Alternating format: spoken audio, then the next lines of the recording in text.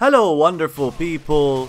One of the reasons that Dark Souls 3 doesn't have as much diversity in builds as previous Dark Souls games is that most weapons in the game tend to scale with both dexterity and strength, thus favoring quality builds or builds that benefit mostly from having high strength and dexterity.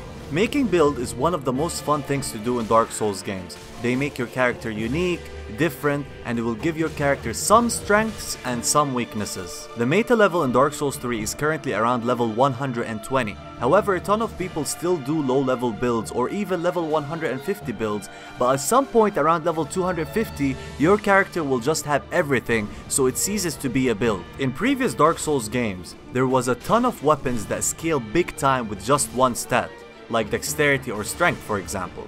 These weapons are great because you can easily incorporate other stuff with it, like for example, having a lot of faith so you can buff your weapon with miracles, or just about any school of magic for that matter, so you can do a lot of fun, diversified builds that uses many things at the same time. Now in this video, I'm going to show you the best scaling dexterity weapons in Dark Souls 3 and determine which one is best. So here are the weapons that scale really well with dexterity.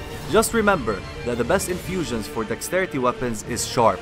A standard dagger has S scaling in dex, Painting Guardian Sword has S scaling in dex, Sellsword Twin Blades A, Exiled Greatsword A, Standard Rapier has A, Ricard's Rapier has A, Croakwills has an S, Chaos Blade has an S, Great Scythe has an A, Corrivian Scythe has an A, Great Scythe has an A, Pontiff Knight Scythe has an S, and finally the Standard Whip has an A scaling in dexterity.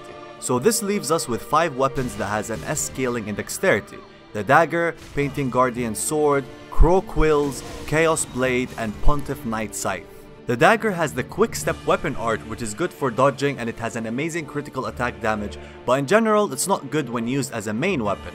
The Painting Guardian Sword mostly functions like most curved swords, but it has the worst range among its class. Croakwills has a ton of unique moves, extremely high critical damage, and mostly a really good weapon.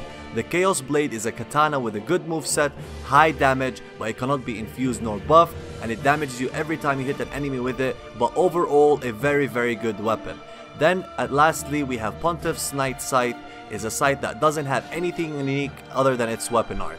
So now this leaves us with 2 weapons, the Chaos Blade and Croakwills. The Chaos Blade cannot be buffed nor infused, but it has a 2-hit combo unlike the Washing Pole. Also it requires 16 in strength, so you have to level up strength a bit in order to use it. Croakwills can be buffed and infused, and it only requires 9 in strength, so most characters can play with it without ever leveling up strength. Now let's look at the damage. At 40 dexterity the Chaos Blade has 413 damage and the Croakwills 390.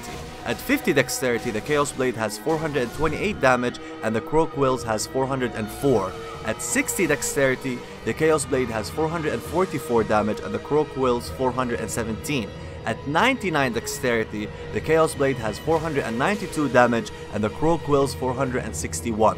So the Chaos Blade has a bit more damage, however, the Croakwills can benefit greatly from the Leo Ring since most of its attacks are thrust attacks, so on counters it will most likely do more damage, and not just that, you can buff the Croakwills with resins or magic buffs which will take its damage even further, while the Chaos Blade cannot do that. It is also much faster than the Chaos Blade, and finally it has a stylish moveset that the Chaos Blade can only dream of. So yes guys, the Croakwills is the best dexterity weapon in Dark Souls 3. I was actually just doing a regular weapon review for this weapon until I realized how absurdly strong it is, and not just that, it is ton of fun to use. It has so many different attack sequences and guaranteed combos. It also has an attack with hyper armor, which is the running or backstep L1, which then you can follow up with another L1. It also has 130 critical, which is absurdly high too, so most phantoms and people in the arena will die in just one shot from a parry riposte. Here are 2 builds that are very efficient with this weapon. The only bad thing going for this weapon is that it's focused on 1 versus 1 fights and it cannot hit multiple opponents at the same time, so you just have to choose your fights carefully when using it, and that's about it when it comes to its weaknesses. So please guys, let me know if you agree with my assessment in this video. I would love it if someone can prove me wrong. Otherwise, enjoy the rest of the fights, and thanks for watching. Farewell.